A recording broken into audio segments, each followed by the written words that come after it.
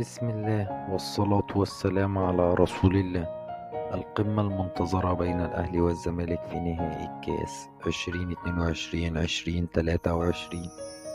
أعلن الاتحاد المصري لكرة القدم بالتعاون مع الاتحاد السعودي لكرة القدم إقامة مباراة الأهلي والزمالك في نهائي كأس مصر الموسم الماضي 2022-2023 في مدينة الرياض.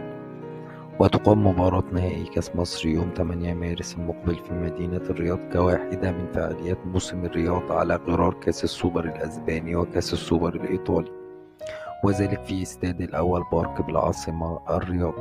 تواجه الفريقان في نهائي كأس مصر في 20 مرة، حقق الأهلي اللقب في 9 مرات ومثلها للزمالك، وتشارك الثنائي اللقب في مرتين مناصفة بينهما بسبب عدم إقامتها موسمي 42 و 43، وتشارك اللقب مرتين في موسمي 57 58 بسبب عدم وجود ركلات ترجيح وقتها.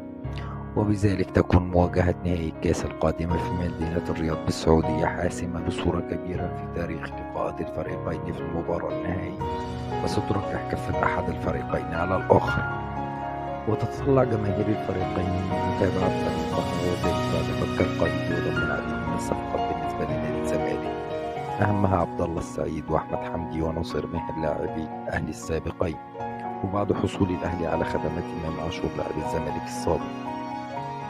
وبصورة عامة حقق الأهلي الفوز على نظيره الزمالك في آخر 3 مباريات في جميع البطولات: في السوبر المصري عام 2022 بنتيجة 2-0، وفي الدوري المصري بالدور الأول الموسم الماضي بنتيجة 3-0، وفي الدور الثاني بنتيجة 4-1. وكان آخر فوز للزمالك في نهائي كأس مصر في نسخة 2020-2021 بنتيجة 2-1.